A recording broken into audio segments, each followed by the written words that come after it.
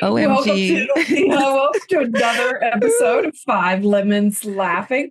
I'm Amanda. I'm here with Morgan, Penny, and Drusilla. Uh, Melissa's out living her life, so we're sending her lots of love. Today, we're talking about what we practice. And when I hear the word practice, I usually think of like spiritual practice, like meditation or yoga. And I also think about practicing riding a horse or learning a new skill. But what if we're practicing something every single day without? Because if practice shapes who we become, then maybe the most important question isn't like, what do I believe? Maybe it's, what am I practicing? Mm, so interesting, Amanda. Yeah. So most of us don't choose, or we don't think we choose to practice worry or to practice impatience or judgment, but every repeated thought and every repeated reaction becomes more and more familiar. So eventually what we've practiced begins to feel like our reality. And the beautiful thing is, what we share on here all the time is that once we notice the pattern, we can begin to choose a different one. So let's dig into this topic that Amanda brought to us today and thinking about your day yesterday. Let's just keep it close at hand. What did you actually practice the most? Not what you intended to practice, not your morning quiet time, but throughout the day. What did you practice? What did you repeat? What behaviors, what thought patterns were recurring for you in your day yesterday? Who wants to go? So yesterday was an interesting day for me. It's really interesting when, when I get knocked off my routine. Like I have a routine, I get up at 5 o'clock or whatever, and I go do my personal hygiene, and then I go and do my pranayama and all my spiritual reading. But yesterday I didn't do any of it. And so I was knocked off of my game a little bit because we have guests visiting us. And I just did not get up early enough to do my morning routine. And it really was fascinating to watch me operate when I wasn't fully partnered up. That was what it really was. It was just amazing. So I did a lot of worrying about, oh, am I doing everything okay? Did I say something wrong to them? And it was just amazing. And so and my daughter even said to me, Mom, have you, she said, like, what's going on? And I go, well, I haven't done my morning routine. And she goes, oh, maybe you should go do it right now. And I said, okay, but first I'm going to do X, Y, and Z, and then I'll go do it. How silly was that? Needed to just drop everything and go get myself partnered up. But I didn't. I didn't do it the whole day. So I was practicing being in resistance yesterday. Resistance to, I don't even know what. The day turned out to be really great, and we had a wonderful day, but it just felt like I was a little off. And so I went unconscious. I definitely went unconscious with what I know fills me up and keeps me centered in my loving heart. Yeah. So I don't know if that answered your question, Morgan, but that's what I practiced yesterday. So let me ask you a slightly different way. So hearing that story, what were you unconsciously practicing most of the day? Now that you could look back, what patterns were repeating? Yeah, probably a bunch of control. Oh, Yeah. Yeah. Thinking that I needed to control everything. Gosh, I laugh at that because I know it doesn't work. But I can just drop into it so quickly, unconsciously, when I'm not. Well, I can drop into it even when I'm partnered up. So I shouldn't say that. But yeah, control, mainly probably control. And then let me ask this as well. So, in that unconscious mode that you were operating on, how did other people's opinions or behaviors, do you think they influenced you more or affected you more? I'm not sure if they affected me more. They affected you more. Yeah, like they annoyed the shit out of me. Now we're getting to it. Yeah. Yeah, that's interesting. Yeah. Like not every, but some certain behaviors around me. Kind of like I went, oh my God, when are they going to be, judging, non-acceptance, all that stuff. Yeah. It just bubbled up again. How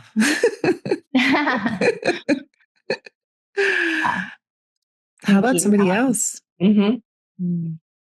Oh, I'll talk about my day yesterday.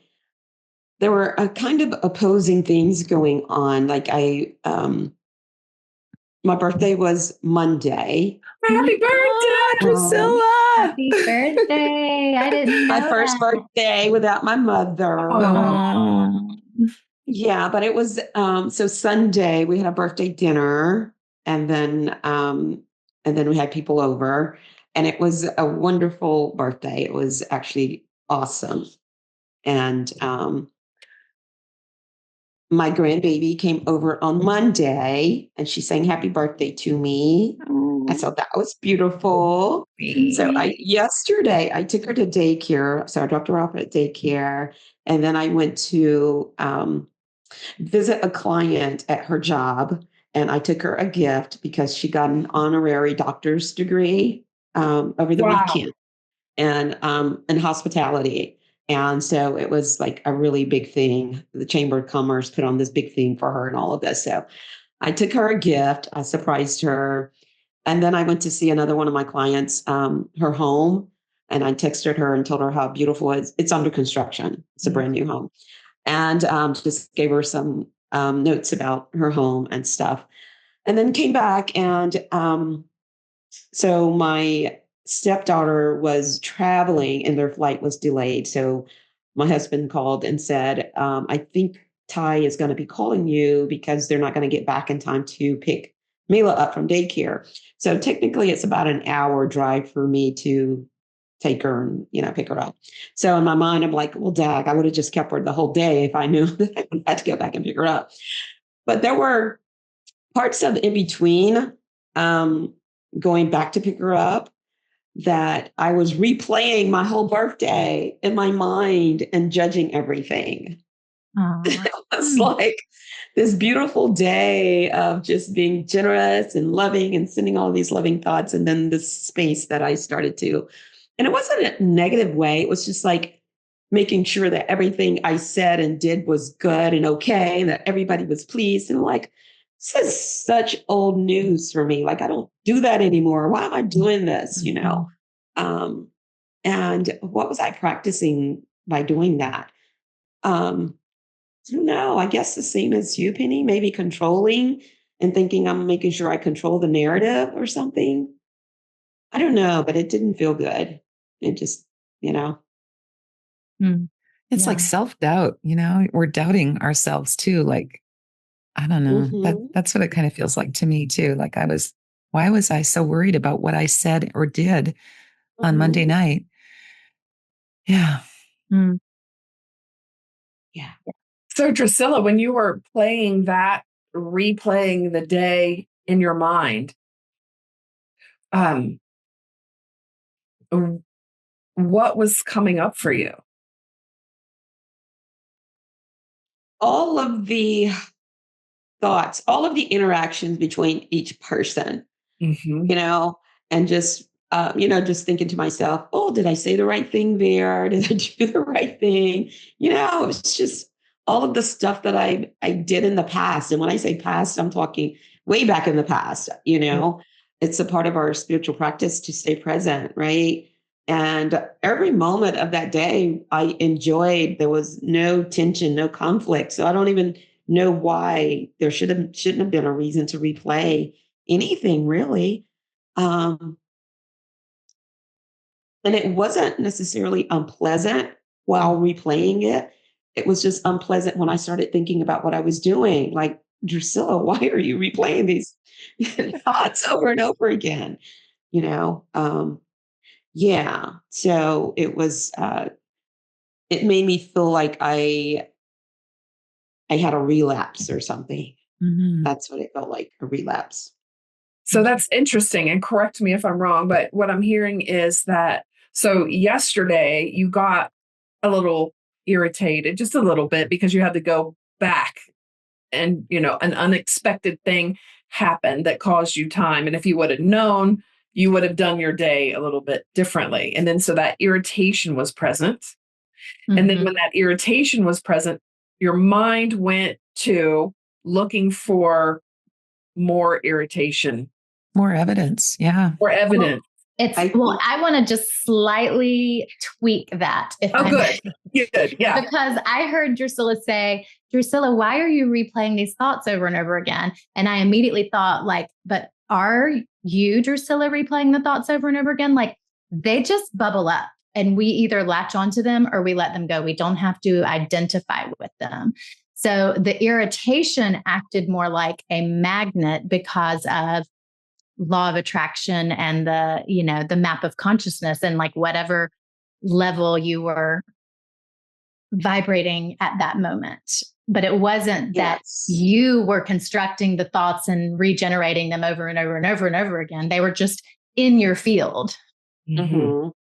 Yeah, I can agree with both of those sentiments. And it definitely had to do with the being agitated, and having those thoughts, come up, whether it was consciously or subconsciously doing it.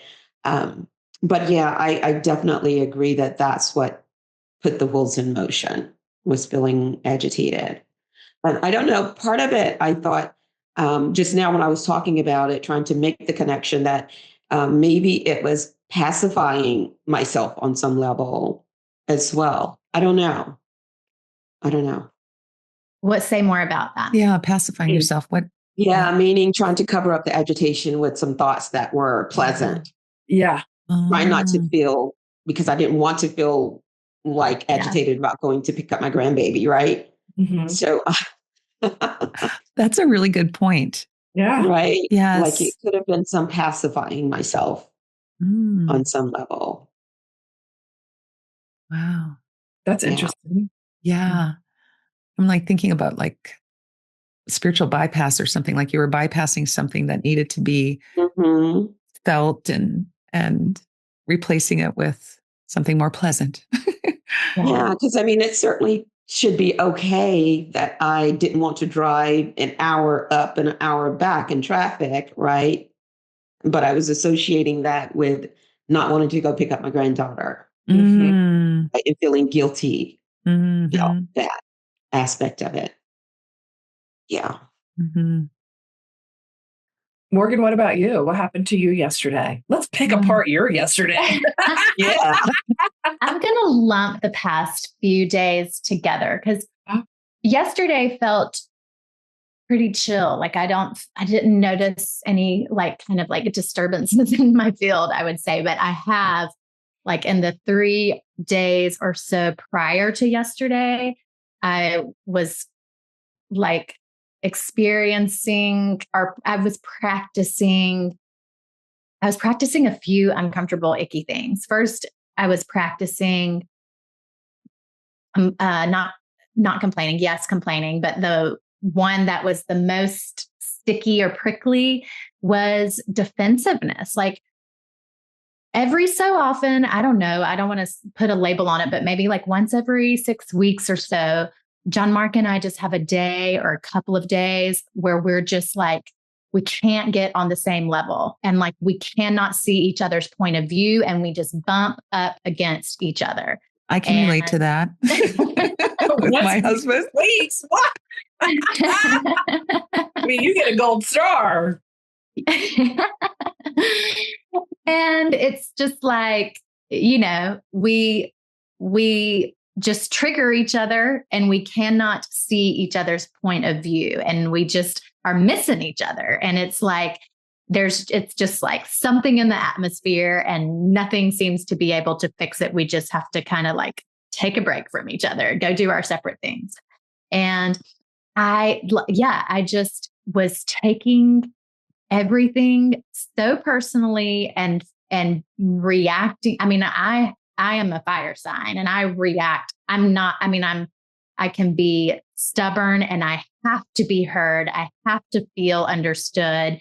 And I just will fight tooth and nail to get him to see what he did wrong and how it hurt my feelings or pissed me off or was wrong. And I just dig my heels in and I cannot let it go. And, but that goes against everything that I would like to practice and how I would like to show up. And I can witness it in real time or sometimes immediately after it takes place and be like, God, why can't I just practice defensiveness? And then, 10 minutes later, something else will happen and I'm right back in it again. Like it is just, it feels beyond my control. I know A Course in Miracles teaches that it is not in reality. Like we are in control of all of it, but it doesn't feel that way sometimes. Control is a theme going on here. Yeah. Yeah. Oh, it's the root of all evil. Especially because my word for the year is acceptance, right? We've all, that was for me yesterday. So on Friday, my husband got in an auto accident and it wasn't his fault, right? It just on his motorcycle, right? No. And he was in our truck, our daily driver. And he, through no fault of his own, New Mexico has bad drivers. I mean, you can Google it, right? They've got, bad drivers. And so we are in limbo now, whether our truck is going to be totaled out or, so. And my, over the past few days, my mind has gone into, let me control the situation, right? Like, let me, so something is out of my control. Like, so it happened on Friday. It is Wednesday, and we still don't know if they're going to fix it or they're going to total it out and we get another one. And so there is some degree of uncertainty. And, my humanness does not like that. Mm-hmm. So I've been online looking at trucks. What kind of truck are we going to replace it with? Like, I mean, all kinds of stuff. I've just hours and hours and hours and hours of doing this. We even went, I don't remember, the day before to look at trucks, like what would we replace it with? And then, so my mind is just, trying to grasp at how do I solve this problem? And so that's what I've been practicing is how do I solve this problem? How do I solve this problem? And so yesterday, I was looking, okay, so if we don't get a new one, we get a used one. And I'm showing Mike all like trucks and trucks and trucks and trucks. And he finally just said, I can't look at trucks anymore. It is overwhelming. Yeah. Yeah. Well, the first question I have, Mike's okay. Everything's Mike is okay with him. Yeah. Nobody got hurt. No, his side, he got hit on the side. So his side airbag, not T-boned. Oh, he was turning into the feed store and someone, instead of waiting or just passed on the left and hit him. Wow. It's bad. There's bad drivers in New Mexico, not to generalize, but we think, because there was no skid marks or nothing, we think the guy was on his phone or not paying attention. And when he realized it, he swerved and hit him. Wow.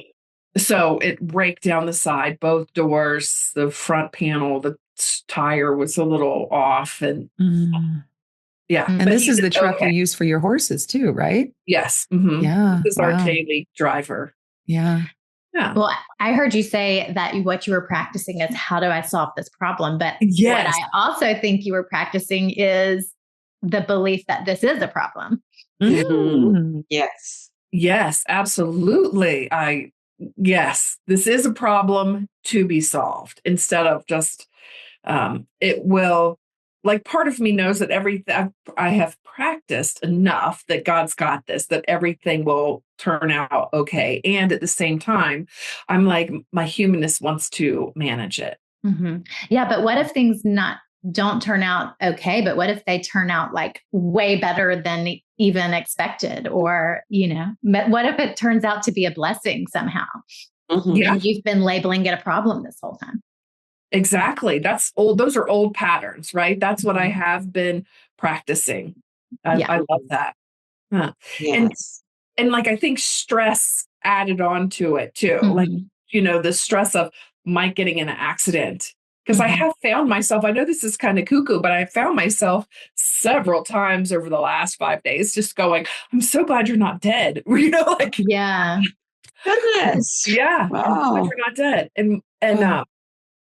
so I have been practicing like that too, Mm-hmm. without So knowing it. gratitude, you were practicing gratitude? No, part of my mind, like, why would my mind even go there? Yeah. Right. Yeah. So Well, catastrophizing, Yeah. like, mm, even without it being, the top of my mind, like controlling. Like, so mhm. I went into controlling and planning and distracting myself with shopping Oh, because of wow. the underlying, oh my God, like the whatever What was, if? Yeah. the what ifs underneath. Mm-hmm. Yeah. Yeah. Wow. Wow, that's powerful. I'm Well, to bring this to the light that that's what was Mhm. going on. Yeah. Did you recognize it at the time, or are you just getting the aha now? This morning, uh, Mike said to me, because the last couple of days, like, okay, it's time to clean the house. It's time to get rid of all the clutter. Like, I've just been going Mhm. in, Mhm. um, I'm just to a new level. Like this bucket, Mhm. like Mike pointed out, this bucket that he washed his motorcycle with a week ago has Wow. been outside for a week. So, like, here I am justifying, pick up that effing bucket. But like, I was done. Like, I couldn't leave it there because those were loose strings. Like, I'm tying up all the little loose strings. Right. That's a part what of you can control, you're putting what your I energy can't to. Yeah. control. Like, that bucket needs to move. Right. That's just Yeah. one little thing. But Mm-hmm. yeah, it's control. Like, I can't have all these things done, like, because if my husband were to die, all these things were to be undone. Like, I would have all these things to do myself. So he pointed that out this morning. He's like, it's like you're doing a Swedish death cleanse. I'm like, I'm not dying. He's like, yeah, but you've said that, many times. You're glad I'm not dead.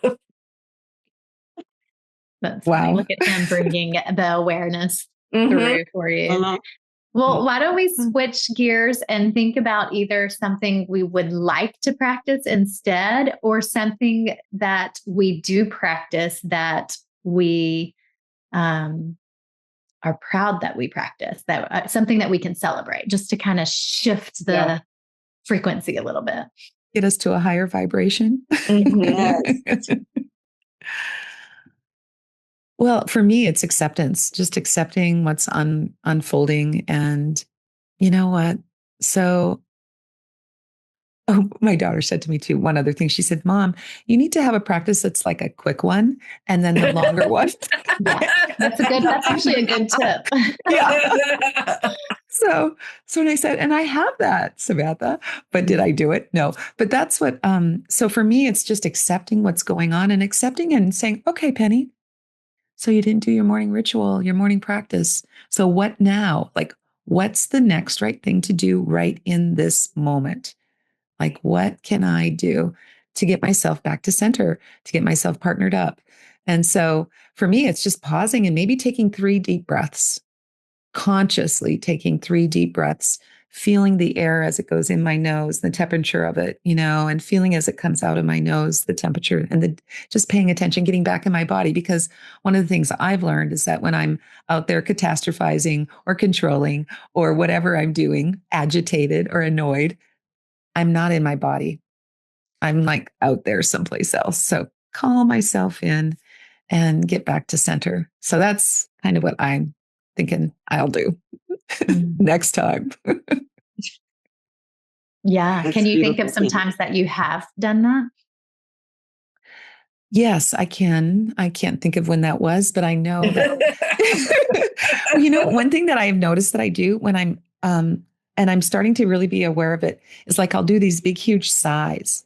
Like I'll go, and it's not like a good thing. It's like an overwhelmed sigh. And so I think when I'm going to really start paying attention to that, like when I feel that sigh, I want to pause just for a moment and close my eyes and just check in and go, okay, Penny, like, what's going on? What's going on? And really, I think I need a little time out to see what's going on. And I don't do that all the time. It's something I'm just starting to really practice. And so, yeah. I love that. Yeah, I think that's mine is beautiful. just the ability to laugh, right? Like, so as we were reviewing yesterday for me or the last few days, like just to see how funny it is, right? Life is just, it can be humorous. So mine is, it takes the pressure off when I do have those realizations, not to double down on punishing myself for them, but just to laugh at just reality. Yeah. Mhm. Yeah. It really is so helpful to be able to laugh at this stuff and instead of doubling down on it, like you said, it just Mhm. a quick fix. Not take ourselves so seriously. Mhm. For me lately, actually since my mom passed, which was April 21st, I have not had any practice, formal spiritual practice. Um, though I can't say that I had been, or let's just say I have been practicing mindfulness intentionally, just not taking time out specifically for any spiritual practice. And what I've reminded myself of is that it doesn't take a spiritual practice necessarily. And as a matter of fact, it shouldn't take a spiritual practice to stay present and to stay in your loving heart and to stay. And so I think it's been a great, I would say, exercise for me, which is probably not the right word because it's still putting it in a box. But it's been a great practice for me as to just to stay aware of the fact that I still can be the person I desire to be, without having to take time out on a daily basis for the practices. Did that make sense? It It makes does. complete sense because what do they say, that all day long it should be just a prayer, right? And so that's what I'm hearing you. It's just all day long we should be in our practice, being in our loving heart. And Right. Well, and the morning intentional practice is just like the studying before the test. Like the actual practice is the going through your day and living life and then deploying whatever that is. So it just sounds like you're in a period of living what you've been studying or practicing or Morgan, I've never heard it put that way. I love that. You're studying for your test and life is the test. Yes. yeah, I do like that too. Yeah. What for you, Morgan? Well, I think, the ultimate goal is to practice defenselessness and the personality in me, the ego, whatever, just really has been quick to latch onto. But yes, I shouldn't allow somebody to speak to me that way. And I have to have enough self-love and self-respect to not tolerate it. And it's just, and I think both can be true. And I can allow people, particularly my partner, whom I know very well, to have their human experience and not take it personally. And I have practiced that before. I wish I was more consistent with it. I would like to be more consistent with it. Unfortunately, I've practiced reactivity more consistently than I have practiced defenselessness. But that is the goal, to just remember that it really has nothing to do with me. It's not about me and I don't have anything to prove. And that's what I'm aiming for. That's a beautiful thing to aim for. My favorite lesson. 153, I think it is, in my defenselessness, my safety lies in A Course in Miracles. Yes. Yeah. Best one. It is. Yeah. Wow. I can't wait to hear your post-its, Penny. Well, I've only got 2. Well, I have 3. And the first one is just like, we are all studying and life is the test. I love that one. And then I just really loved how each person like pause, laugh, stay aware, and practice defenselessness is so important for all. Those are the 4 key things that I think we all talked about. And then the final post-it is that, I mean, I'm frozen again. My internet's been a little sketch, but it's just happy birthday, Drusilla. Oh, Sweet. thank you. Yeah. You are welcome. So as we wrap up this episode, maybe transformation doesn't happen through one life-changing moment. Maybe it happens in the quiet moments we repeat every single day, just like we all shared today. So this week, just simply notice what you're practicing. Awareness is curative, as we've often said on this podcast. And if one small thing no longer serves you, practice something different. 1% a day. If we just change 1% a day, amazing things will happen. So it's one thought, one breath, one moment, one awareness, one laugh, one time being practicing defenselessness. Gosh, that was hard to say. It's That's hard all to it do, takes. too. Yeah. It's just one moment at a time. And too often we're thinking about 20 years from now. So let's just stay present in the moment, one moment at a time. So thank you so much for joining us today. And remember, your transformation is our greatest joy. And we look so forward to connecting with you again very soon. Have a beautiful rest of your day.